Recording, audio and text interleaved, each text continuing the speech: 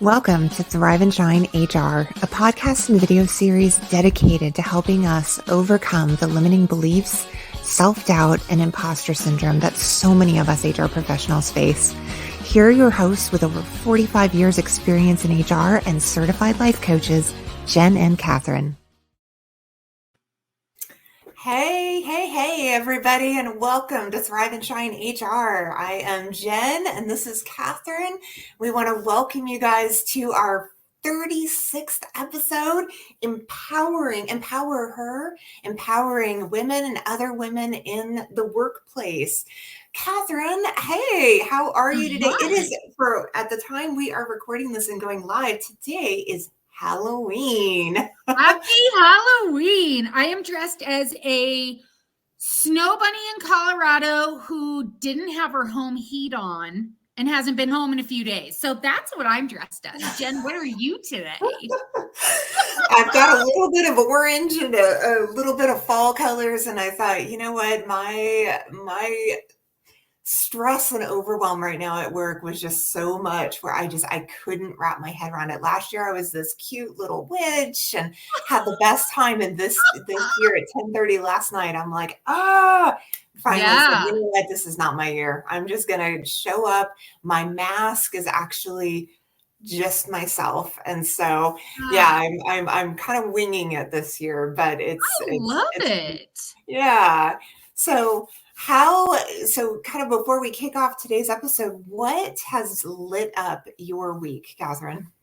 Oh my gosh, so much. I mean, I just mentioned to you before we started recording, I have 3 new clients starting, which is amazing. I love doing the work that I do. I haven't talked about this yet. I haven't posted this anywhere on social media, but I think I mentioned this to you. HRCI hired me again to speak to their 100,000 person international population. So that'll be in March of next year. So we're finalizing the title. What else is happening? I'm sponsoring an employment law seminar. So there's a lot going on. A lot going on in this small corner of the world. Super exciting stuff. What about you? Really cool. Oh my gosh. So in my HR manager role, we are in the midst of open enrollment that starts next Monday. We're in the midst of a huge HRIS and payroll system implementation. Yep. So those types of things can definitely split some hairs. Oh, yeah. But I think in terms of what's lighting me up right now, it's driving down the streets and seeing the fall colors. I just was, so with it being Halloween, we're recording this at 5:30 p.m. It's probably going to start ringing as like crazy because I live in a neighborhood where we get lots of trick-or-treaters, but I got my husband and son downstairs ready to just toss out candy. But as I was coming home this evening, there is just something very magical about the fall season in Southern Oregon. And so it just is magical. It really is magical. And I feel so alive when, you've got the changing of seasons, and it just feels very electric. And so it's been a really, really good day, but a little bit up and down in terms of my stress level at the live. Yeah, 'tis the season. I mean, open enrollment, budget season, performance review. Oh, yeah. This is it. This is it for, I mean, it never really ends in HR, but this time of year specifically, it's a lot. There's a lot going on. Absolutely. Well, let's get into it before I start having a coughing fit. So today's episode is about women's empowerment, as being a podcast where we focus on women leaders in human resources, or women in human resources. This episode I'm so excited about, because you and I have had such incredible journeys in terms of our time in human resources, and also the time that we have spent really being able to find our path towards feeling empowered, being able to show up in a way that really encapsulates, empowerment in a way that I think has been transformative for me, and I know has been for you as well. And being able to pass that along to other leaders and other women in ways that I think is so, so exciting. So I am just so excited for this episode. How about you?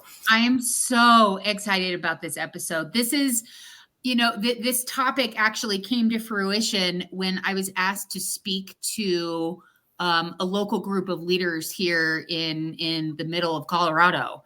And I was asked to serve on a forum. So that's where, I've always been super passionate about supporting women, especially what happened for me at work and being discriminated against pay-wise as a woman.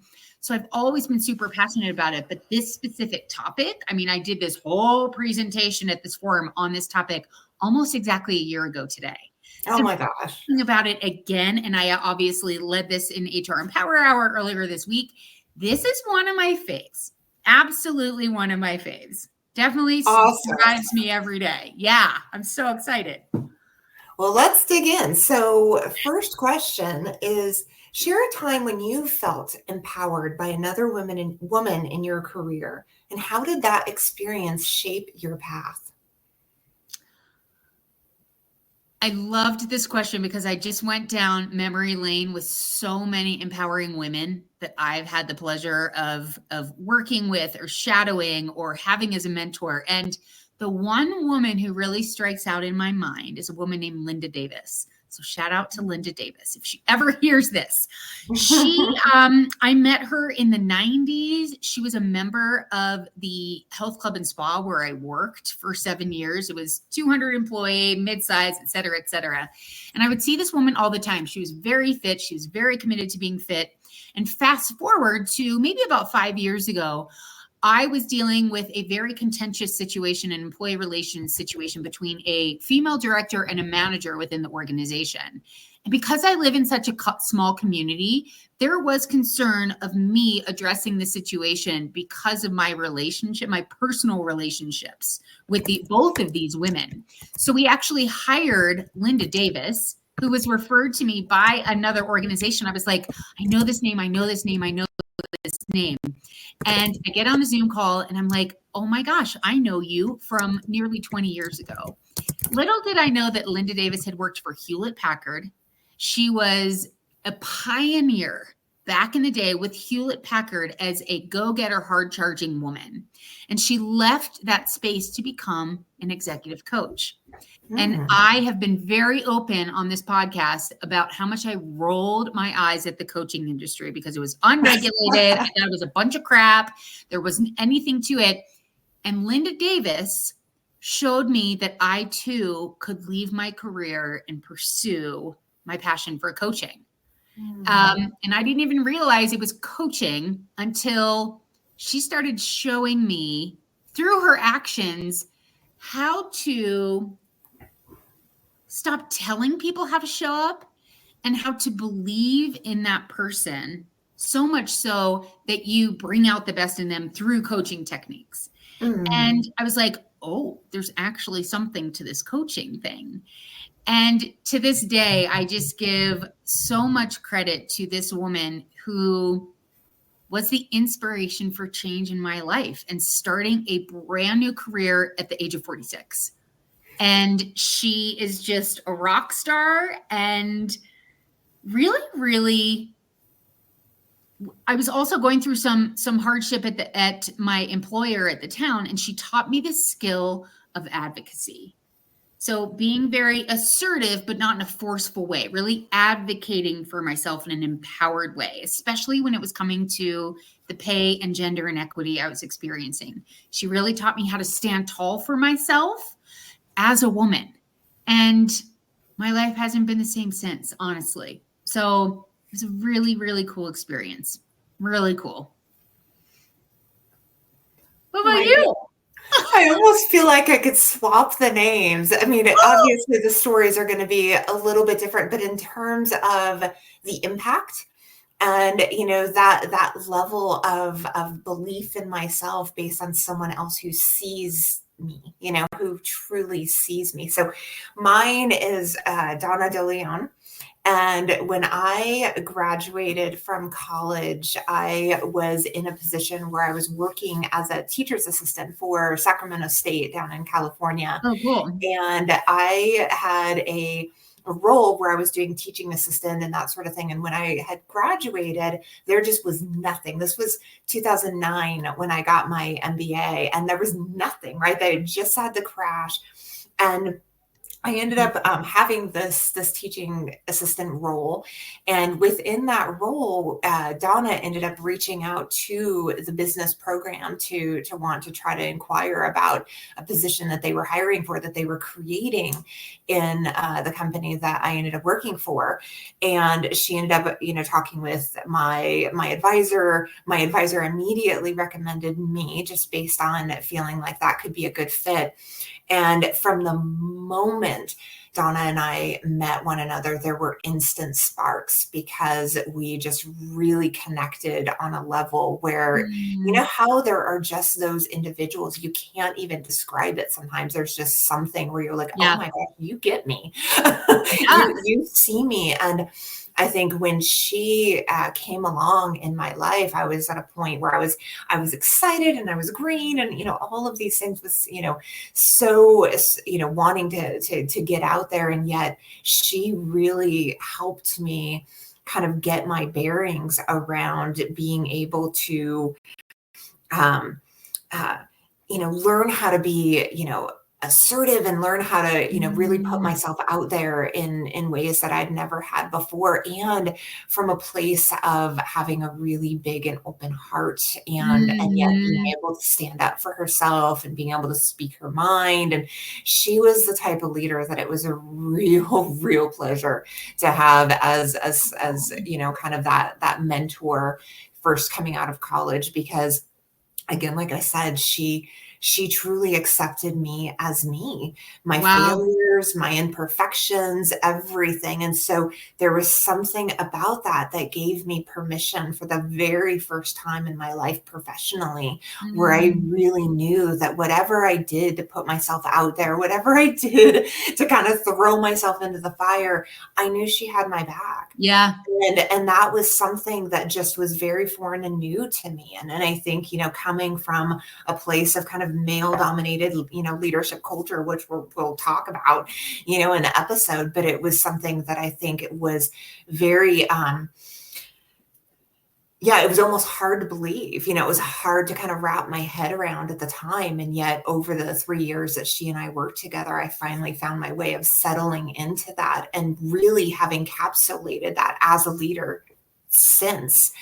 So for the last 15 years, I've really taken that soft and hard approach, where you kind of Mm. balance it into a really grounded leadership style. So that was a really impactful thing for me, and something that I'll never forget, and somebody who still is a mentor that I know I've talked about on the podcast before. But being able to share how we first started, and how she found really kind of found me. But once we clicked, it was very clear from the beginning that it was meant to be.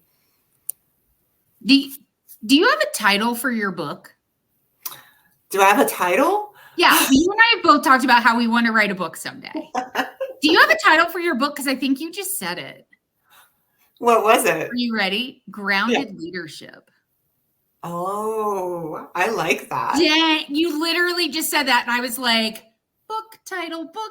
The one, I mean, totally off track, but the one title that I had played with for quite some time was Rock Bottom HR, how to rise from something like that. So I'd have to go back and look at it, but it was, something along those lines. But I like what you said. I like that a lot. I just repeated back what you said. A coaching technique, so to speak. There you go. Okay, well, let's go on to question 2. So what obstacles do you think prevent women from feeling empowered in a male-dominated industry and or leadership roles? I do not mean this in a shameful way whatsoever. I do think that male-dominated industries, or, if there's a high propensity or a high statistic of men versus women, which there is, it's something like, what is it? Less than 7% of Fortune 500 companies have female CEOs, less than 7%. Mm-hmm, I mean, the statistics are there. We can't argue with the straight up math that's out there. The obstacles, I do believe that a lot of us get so caught up in our positions as men, as men, as women, but we just don't take the time to pause and say, am I perpetuating some old leadership styles or habits that have been taught and passed down from generation to generation? I truly don't think, I have yet to meet a male boss or a male at a conference. And, I'm traveling all the time and going to all these conferences. A huge hot topic is conscious and unconscious bias. And I really, truly believe that people who throw out microaggressions, right, or speak down to women, or don't know how to call women in or call on them in meetings to help raise them up, right? Mm-hmm. I don't think it's intentional. And I really don't. I have never met someone where I'm like, oh, you are really trying to suppress women. I'm sure there are human beings like that out there. Mm-hmm. I personally have not met anyone like that. And maybe this is a little too Pollyanna and rose-colored lens, but I really believe people are doing their best. And I think the obstacles, so they're being passed down. But the big obstacle that I was talking about Tuesday at HR Empower Hour is the sticky floors. It's what we're telling ourselves as women. It's the habits we've developed throughout our lifetimes based on the way we've been socialized that really are the stumbling blocks that we can much more easily and expeditiously get over. Meaning we can work on the skills. We can work on our skill of self-worth, of confidence, of curiosity, of assertion, of empathy, of compassion, all those types of things. And when I think that's another obstacle is our mindset. We believe we're born a certain way. We have this black and white thinking. And once we realize, oh, I just have to work on some skills, and I just have to identify a vision that's out there, and I just have to practice these skills until I actually get there. I think that's huge. So I actually just gave 3 obstacles, which I was not planning on doing. 3. I came up with 3. Jen, what about you? What obstacles do you think prevent women from feeling empowered in male-dominated industries or in leadership roles? I love the point that you brought up around that we all are doing the best that we can. And there's so much that I think that, when we do kind of talk about and have these things brought to the surface, it can really be about, oh, I didn't really see that, right? And so the thing that really came up for me is accepted norms, accepted, patterns, accepted, these things that have been accepted. That's not necessarily a bad, it doesn't necessarily mean, oh, you're bad and, how dare you? It's really about, these are the types of behaviors, right? When it comes to, showing compassion and empathy, right? And expressing certain emotions that in the workplace has just not been an accepted norm. And so from a female perspective where, trying to kind of bring in this different insight of being able to look at things with a different lens, it's taken time. There's work to do in that area, but man, has there been so much progress as well. Mm-hmm. So really being able to kind of look at that from a lens of, hey, we've come a long way, but these are still obstacles when it comes to different leadership styles and what is and is not really seen as more or less accepted. And I think from the women, from, kind of what I've noticed from, how that's impacted women is really around the masks that ultimately so many women feel. I don't know if pressure is the right word, but really kind of that expectation of, oh, okay, I need to have kind of this stoic, I need to kind of come across as this type of person in order to be able to, be effective and be, successful. And yet those types of beliefs, to your point, should be questioned as well. So it all kind of comes together, really, both that internal questioning around, well, is it, are these, norms and, is this something that can be challenged and questioned, and what does that look like, and kind of going through that process. And then also doing it in the larger scale way that says, it is okay to question these things. It is okay to bring out these different styles versus this is what we've always known. This is what we've always done. And we don't get emotional, let's keep that out. And so really being able to kind of navigate that, but recognizing that it's a little bit like it can get a little bit unsteady at times, right? It requires a little bit of shifting of philosophies and ideas. Whereas for many of us, and we've talked about this before, it's not comfortable, it's not natural. So Yeah. how do we do that in a way that doesn't necessarily call out, and as something as being bad, and rather just be able to say, hey, there are different ways of being able to, look at different styles, and how can we do so in a way that allows everybody to feel empowered, allows everybody to really be able to show up as their very best. And I think those types of questions and those types of conversations are really ongoing. That those are the ongoing things that there's I don't think it ever will be fully solved for, but it's progressive. It continues to get, a little bit more and more as we feel a little bit more safe and comfortable taking off those masks and saying, oh, wait a second, here's how I'd like to actually show up, versus the expectations of how we should show up. Yeah, absolutely. Awesome.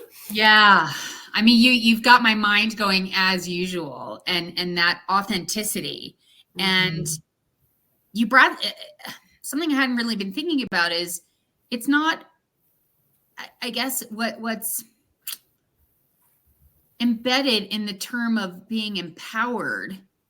It's not empowering bad behavior. It's not empowering the smaller version of ourselves. It's really about empowering the best version of ourselves, and not all the time, because we can't always be 110%.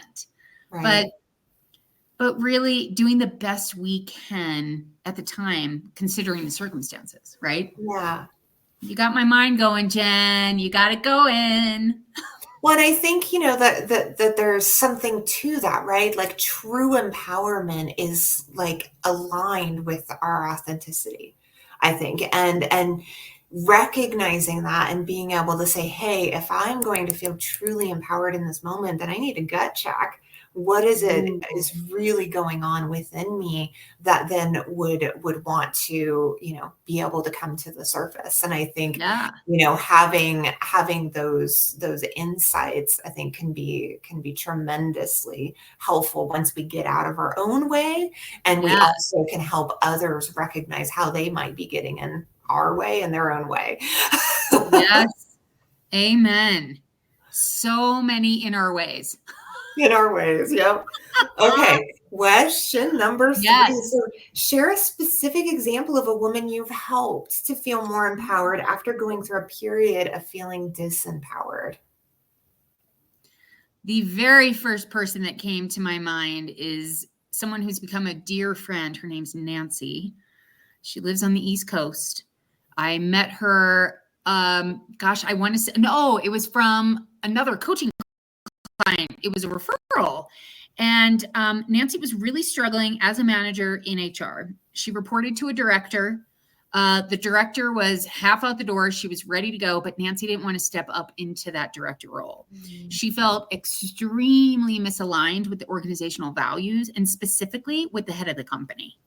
So Nancy and I did some one-on-one coaching in a very short time, in a matter of 12 weeks, during a time when so many people were saying, oh, the hiring market is just, it's a non-starter. Don't even try and find a job right now. It's so cutthroat. Nobody's getting hired. I mean, it was just this very, very negative mentality that was going on.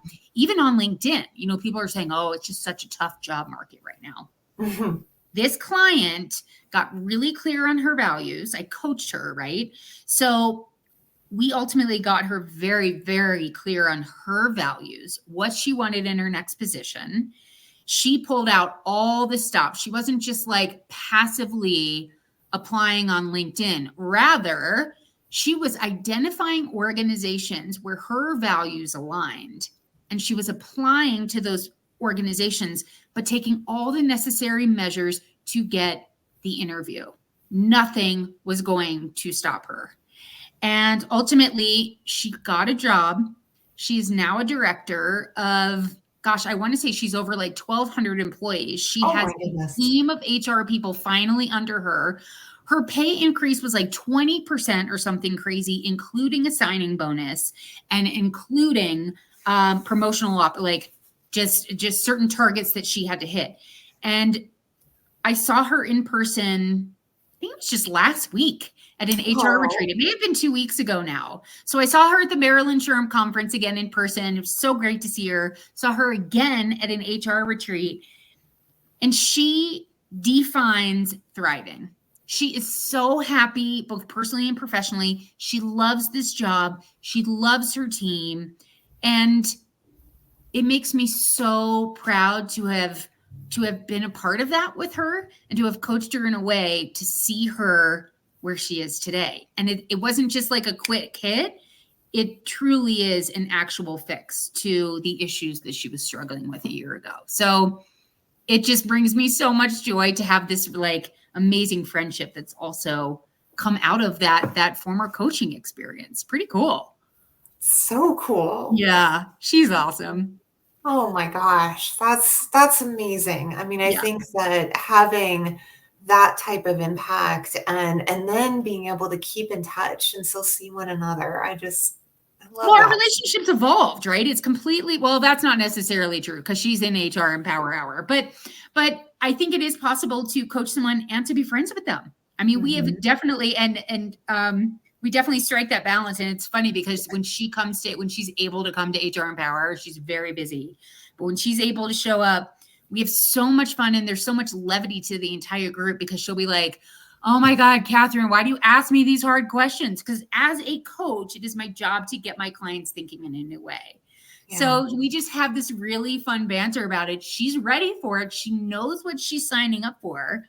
And we giggle about it. We have a really good time with it. I'm like, yep, that's my job. I'm going to make you think. Let's go. Let's elevate you. I don't want you staying stuck where you are. Let's go. Let's keep going. Let's keep elevating. Let's keep evolving. So yeah, it's pretty cool. It's really fun. Oh, lights me up. Jen, what about you? What about a specific example of a woman you've helped feel more empowered, who is going through a period of disempowerment?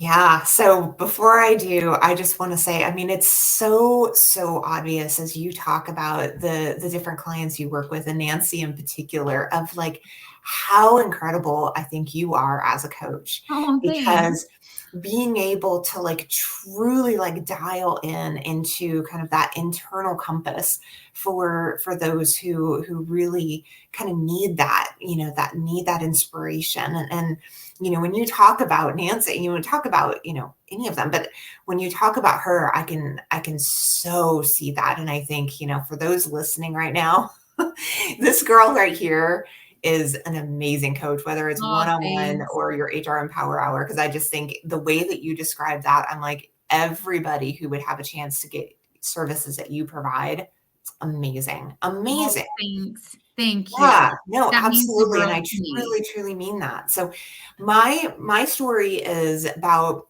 7-8 years ago, I started working as HR manager for a team of about 5 people at the time. And one of the gals that was on my team, at the time, she was in the supervisor role, but it was really clear right from the moment that I started in the role that she just really wasn't equipped. She was one of those who was promoted into the role because she raised her hand, but she just did not have the confidence. She didn't really have it, right? She knew the job. She had the technical knowledge of the job, but she, as a leader, she just didn't really have her bearings around what it really meant to be a leader. So she would get highly emotional. She'd be highly reactive. We had a lot of issues right from the start where, different instances with team members just didn't go well.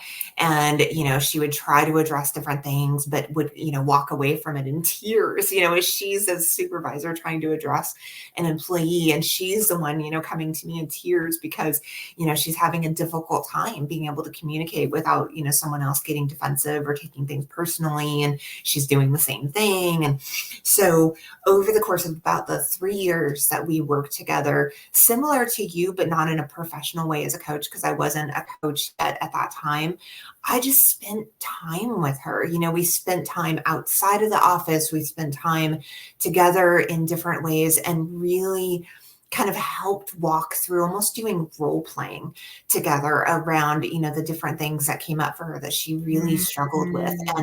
And, even without the coaching skills that I have now, I really recognized at that time the power of being able to help people process through, giving them new perspectives on things, helping Yes. them to be able to see their own um, kind of way of being empowered in a moment, even when it didn't feel like that necessarily, especially when it came to giving constructive feedback. Mm. Those things can be really, really tough for people who are Yeah. new into supervisor roles. And for her, she got the leader who was in the role before me was a real challenging leader to work Got for. And it. so for someone Mhm. like her who was more of an empath, was very kind of that emotional heart type of person, the Yeah. leader who was there before, who was a female, but was a very alpha female, right? It was not emotional. It was very much boom, boom, boom,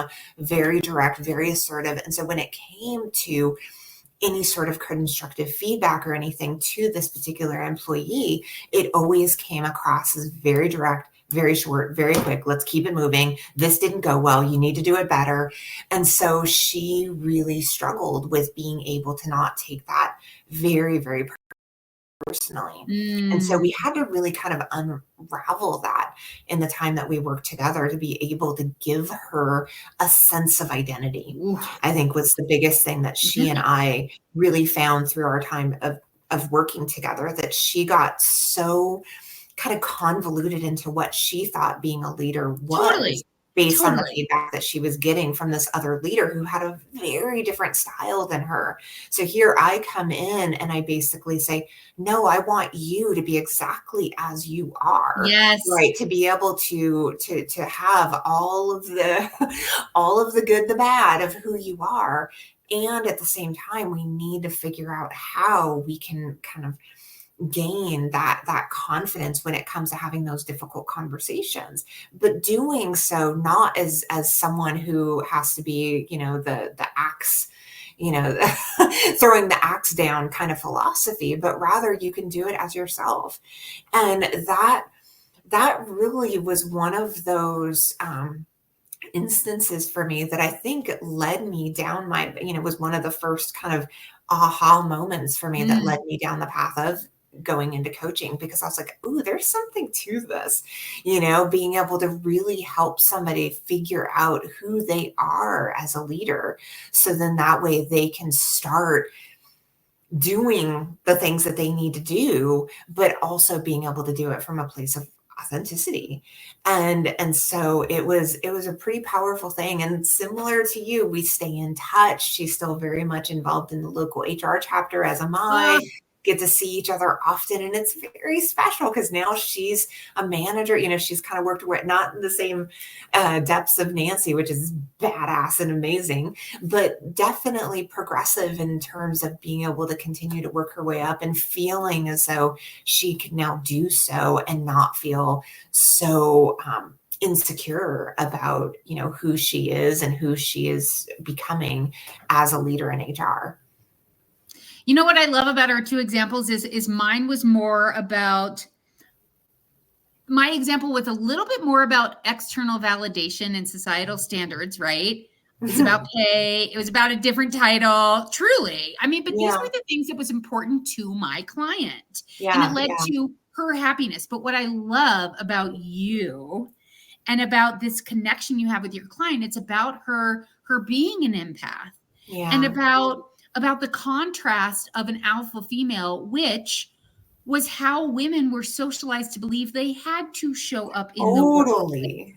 right? Yeah, So I totally. don't, and I know you don't either. I don't, we don't bemoan, we don't shame the women that came before us. And thank God we can finally take off our masks and lead with that femininity, if that Mhm. femininity is indeed true and authentic for us. Yeah. And to have your client say, for you to, and not client, but this woman that you coach, very clearly coached in an effective and powerful way, for you to coach her in a way for her to see that being an empath and being okay with that emotion is a powerful thing in the workplace. Mm-hmm. That's pretty cool, Jen. That's a great example. I want to meet her.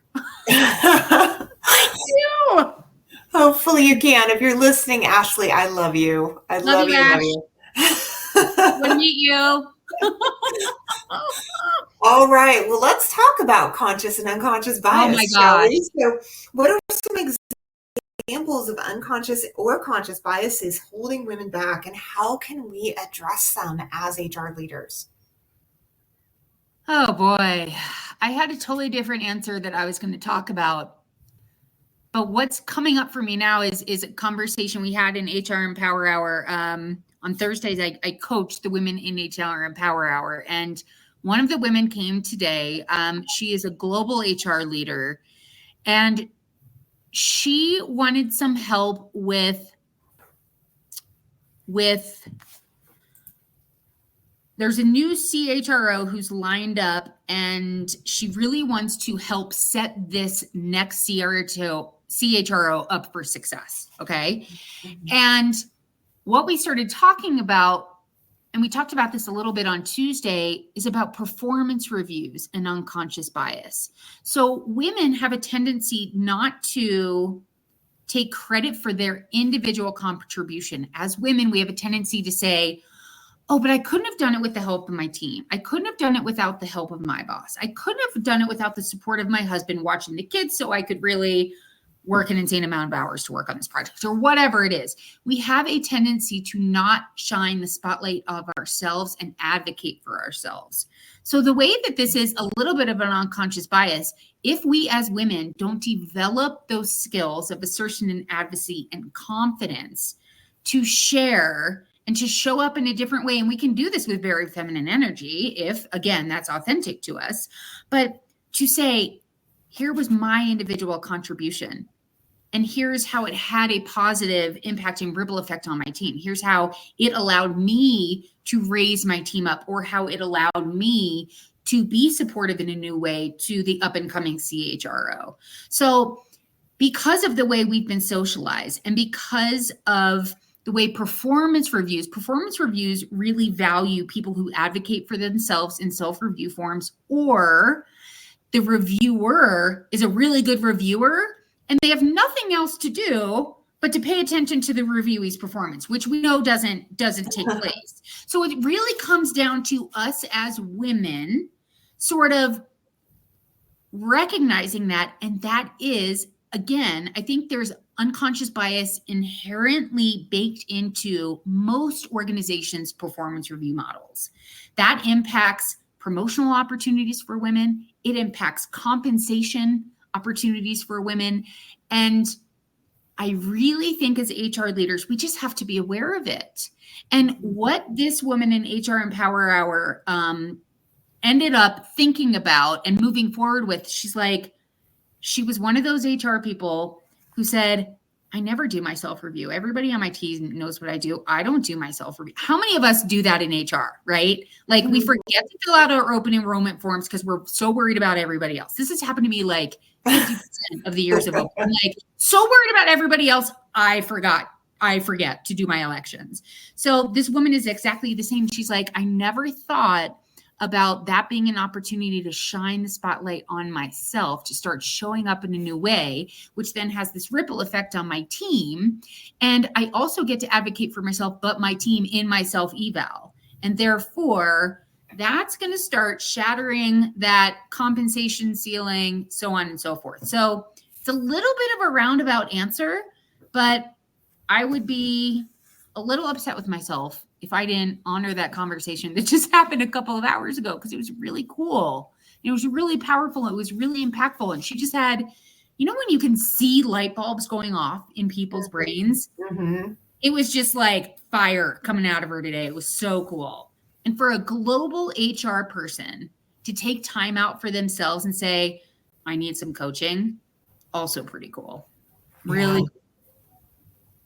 Yeah. Okay, that was a random answer. No, it was so right on. And it's really funny because you know how occasionally you and I, if we get a question and we're like, ooh, I'm kind of feeling stumped right now, where do we go? I go to ChatGPT. Do tell So what AI bring when to your life you gave today. that response that, just came up for you today, that was number one around, performance reviews and performance perception. So Yes. number one was performance reviews and perceptions.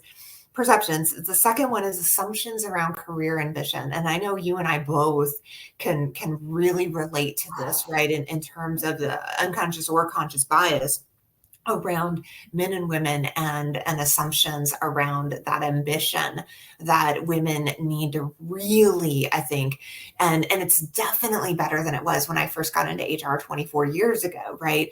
But there's definitely the stigma around, that ambition for a man versus the ambition for a woman, and the family obligation, all of these different factors that come into play that make it really interesting and challenging in a lot of ways to really be able to kind of show ourselves and prove ourselves as being, someone who has a lot of ambition versus, men in many different ways who are, it's an assumption, right? There's a lot of assumption that, for the men in different roles that they do have inherent ambition within them versus the women who, there's an understanding that they're going to have families and they're going to do the, all of these different things, and yet, Yeah. we have to really push ourselves and say, oh, no.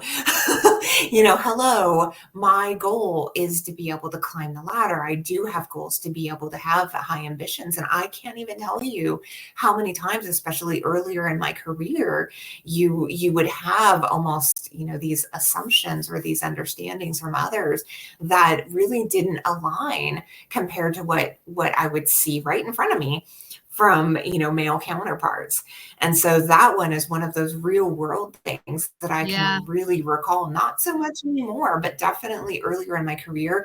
And for somebody that I was just coaching not too long ago, it still Yeah. does happen, right? And I think it's still common, even in the HR world. There was a gal that I was coaching not too long ago, and she worked with a male, and they were both up for a leadership position, and he ended up getting chosen for the position.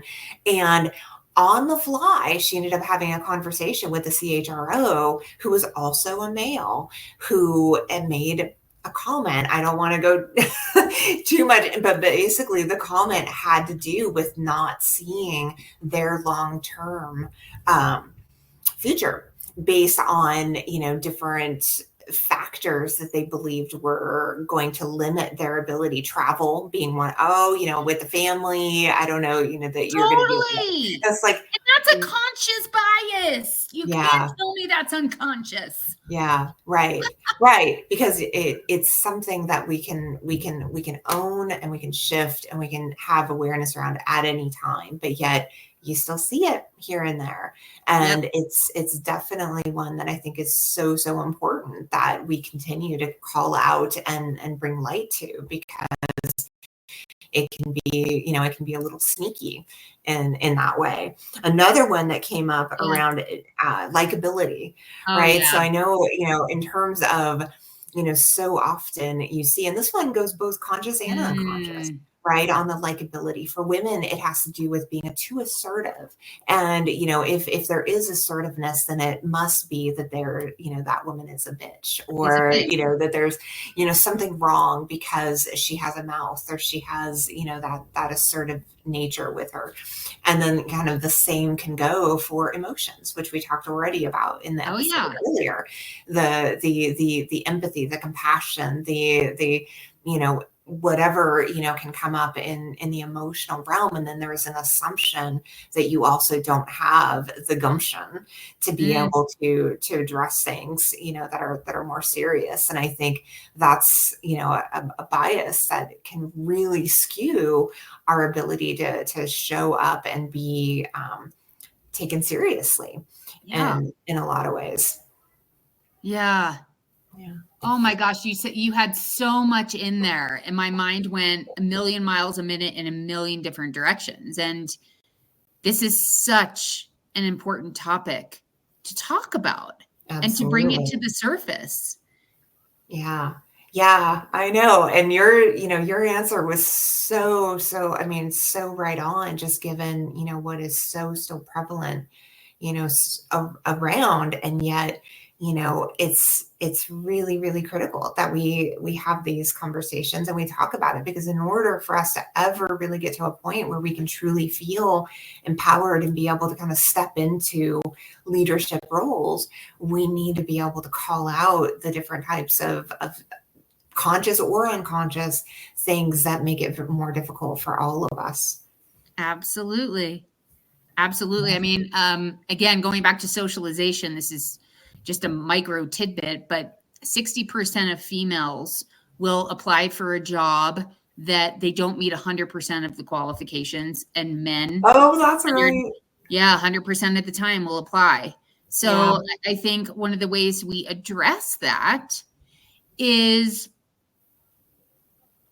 I think about the fact that in my almost 30-year tenure in HR, job descriptions have not changed that much.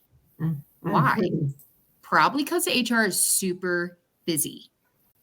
But if we want to help elevate women, if we want to be leaders, if we want to earn that seat at the table, I think we need to start considering looking at archaic practices that we have been doing the same for decades and say, is there any embedded conscious or unconscious bias in here? And do we stop saying, you must, a master's degree is preferred, or 7 years of equivalent experience? I feel like we talked about this last time, maybe not, but can we please start writing our job descriptions a little bit differently and just acknowledge so many of the inherent biases in our society? Really start going about recruitment a little bit differently. Just a thought. I love that. And at the same time, it's like, I know. If it's coming out of my mouth, I was like, who has time for that? But the reality is that, you're right. Job descriptions have been what they've been for so long. And if we're really wanting to shift the dial in different ways that are going to truly be impactful, we've got to really dig into them. And I think policies and, it really just scratches the surface on all of the things that, that is really important for us to dissect and be open to being able to shift on. But yeah, I mean, for all of us out there, we've got to carve out that time and we've got to make that time, but recognizing through, us talking about it and saying, hey, you know what, this does matter. When, we can get to it, we're going to get to it, but don't not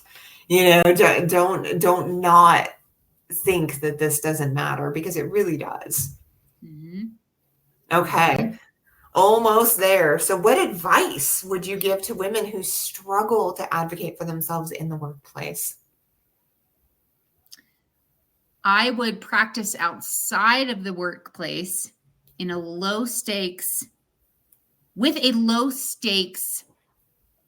ask. So maybe it's advocating for yourself with your partner that you need 30 minutes to jump on your Peloton with no kids jumping all over you. And practice asking for what you need. Yeah. And start practicing. I mean, that's pretty low stakes, right? But as opposed to going right to asking your boss for a 50% pay increase or whatever that is, start small and start practicing in a safe environment. And be aware of your goal, what you're shooting for. That's the most important thing. And realize that there are skills that you can practice. Courage is a skill. Confidence is a skill. Self-worth is a skill. So really practicing over and over again is what's going to develop those skills over time, which leads to the confidence and the advocacy and the assertion. maybe a little bit of a silly example. And Not at I don't all. think many men would say silly example. I'm like questioning the words coming out of my mouth right now. But that would be my advice. I love that. And I really, really love the recommendation around practicing in safe environments, because I think so often, when we go to trainings or conferences or whatever, there's like this tendency to want to say, okay, now get on out there. Get on out there and make it happen. And rather, I really appreciate what you're saying is pull it back a little bit Yeah. and really find that environment that does feel safe and allows you to practice. Because again, when we talk about, learning different skills and being able to try new things, you've got to be able to do so in an environment that allows you to fail forward. And Yeah. if you are trying to do that in an environment that's just going to create a lot of anxiety and stress, Yeah. it's set up to fail. Yeah. So yeah, I think my example is very, very similar, and it's really Love it. around normalizing asking for help. So, Yes. Look you at had that. really kind of nailed it already, but what I wrote down, I was like, I'm saying it anyway. But it's really normalizing whatever type of help that we need that best aligns with us. So if it's mentorship, if it's coaching, if it's Oh, counseling, yeah. whatever that is. And we've talked about that lots of times on the podcast, but I think this is really like one of those key times that I think it matters to say, okay, when it comes to being able to advocate for ourselves, we're not born with the toolbox. We're just not. Right. And so even reading a book and even being able to kind of have some different tools out there is great, but I think it just gets us only so far. And then being able to do, just as you said, being able to kind of find that safe environment is going to really, really make a huge difference.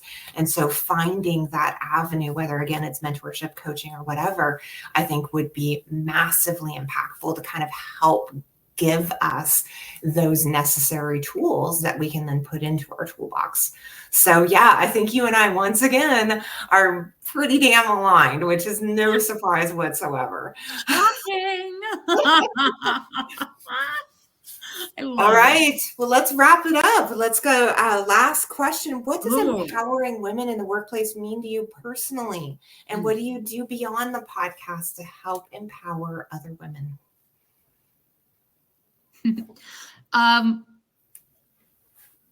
was just in Aspen, meeting with a very new client who owns a very successful small business catering to the elite who come to Aspen. So he deals with extremely wealthy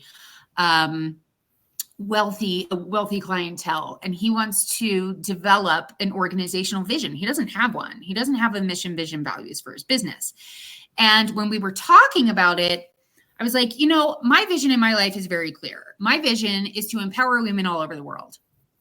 Mm-hmm. So when you ask this question, it's like, I don't really separate it from my personal and professional life at all, because that is what I eat, live, and breathe.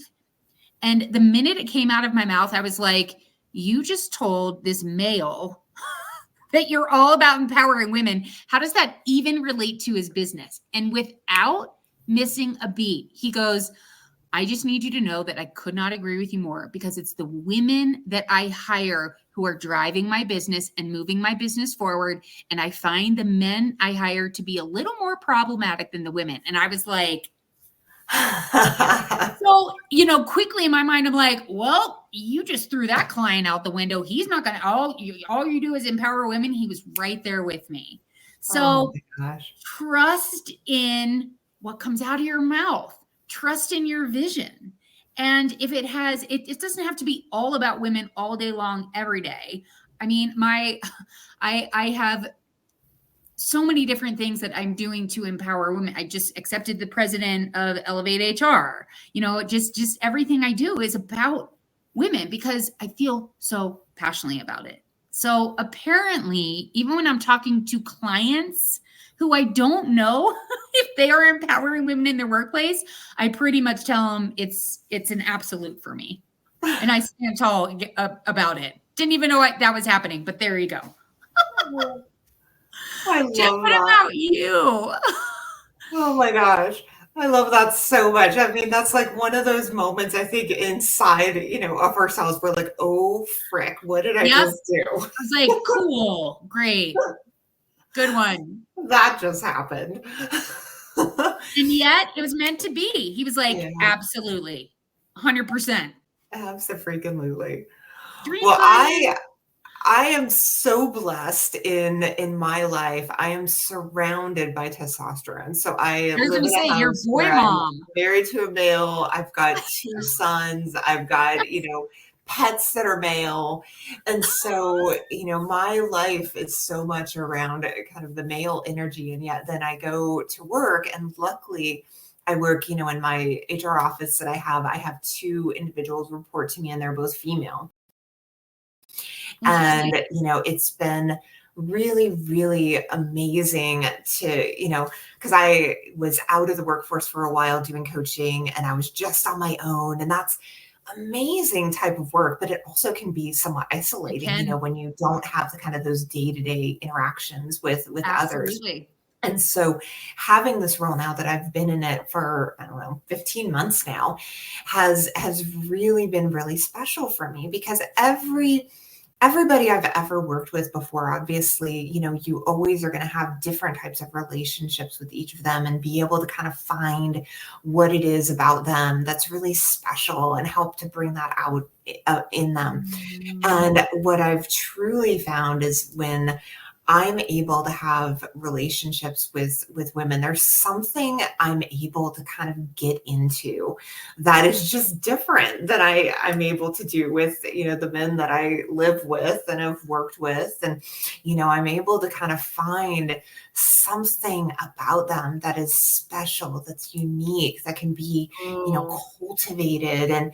And so from that place, I've really cherished the relationships that I've been able to make, in my workplace, and wow. finding, those special things about others. And similar to what you said, it's not necessarily gender specific, but I think having that connection that I do, with them as I do, based on, who we are and how we are and what we are, I think makes it, very special. And so it's, yeah, I've really, really, kind of taken to love it a lot. And I think being a leader and being able to kind of find that special spark in others is really one of my biggest whys.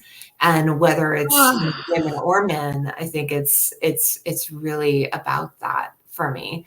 And yet, I think in my past, in my history, I can't necessarily pinpoint the why behind it, but for whatever reason, those relationships with women have been the ones that have blossomed and bloomed the most in my life.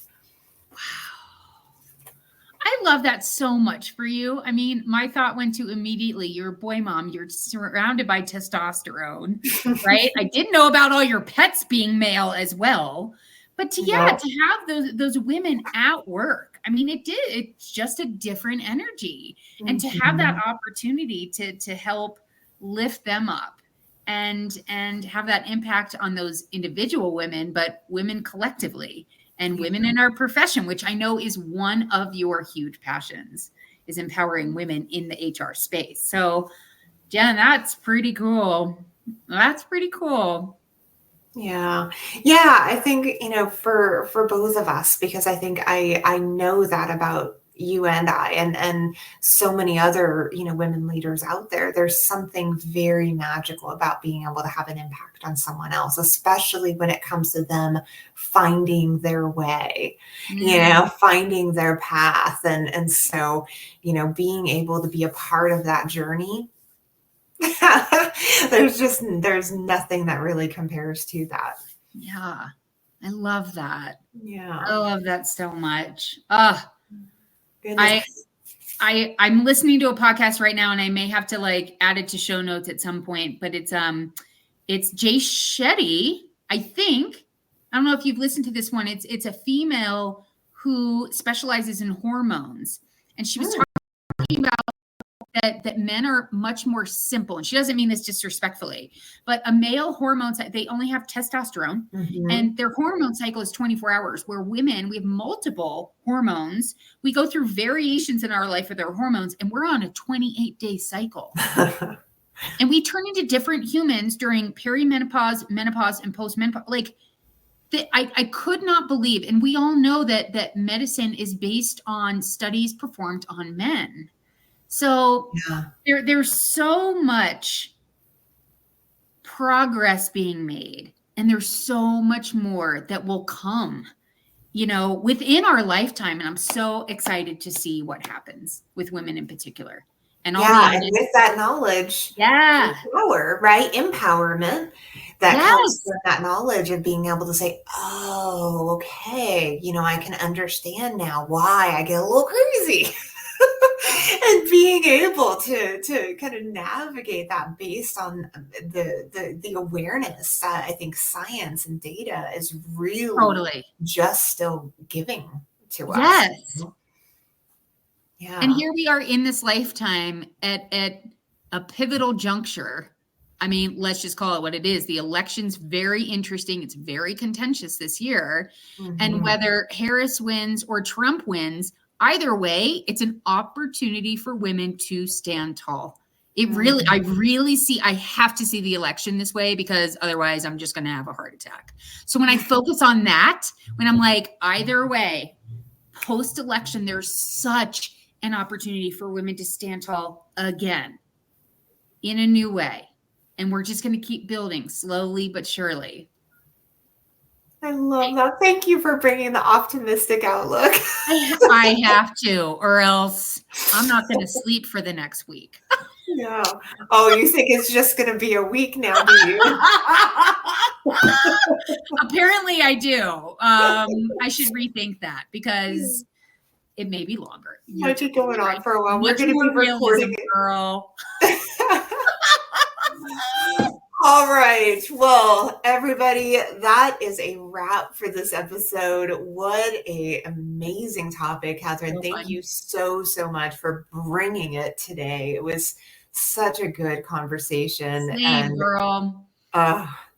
Well, I want to thank our audience. Thank you guys so much for joining us. And, just know that we are here for you in terms of your empowerment, your path, your journey. Katherine and I are here to want to give back in so many ways. Katherine, what do you got going on right now that can help others out there be able to find their ways and gain greater empowerment?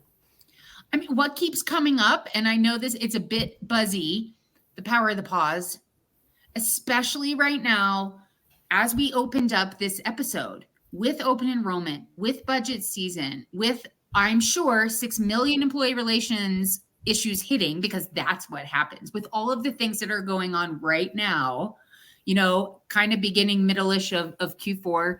Remember the power of the pause. Remember to take breaths. They are free. Remember, you cannot and should not advocate or be assertive when you are in a heightened emotional state. When you are anything out of homeostasis, when you are not tapped into your parasympathetic nervous system, it is not the time to advocate for yourself. Make sure you are calm, you are cool, and you are not operating from a suboptimal state. I don't know where that just came from. And it's so funny. The question that I was asking, which your answer was amazing, but my question that I was hoping to get for was, I was like wanting to get you to plug your HR Empower out. But I will do that for you. So along with the power of the pause, make sure to check out, and we'll put it in the show notes as we always do, a link to your HR Empower Hour program. Oh, thanks. Well, it's funny because one of the women today, she's in California, and she was like, she has all these things going on. She's like, thank you for giving me a break. Thank you for letting me come here to vent, but also get some coaching so I can leave this discussion feeling that much better. So she paused her work day to join the coaching today, and she left feeling better. She left feeling more empowered. And that's what it's all about. So it is about the power of the pause. There you go. That's right. Yeah. Excellent. Well, everybody, please make sure we love, love, love this podcast so much. So if you haven't already, make sure to download it, make sure to review us, make sure to love us and like us. And, we are wanting to see it grow and evolve, and we need your help to do that. And send us over to a friend, share us with others out there who are HR professionals who really could use a boost when it comes to feeling more empowered and confident in the workplace. So with that, don't forget, everybody, every day is a new day to thrive and shine in HR. Have a wonderful day, and thank you so much for joining us. Thanks, everyone. We'll see you next time.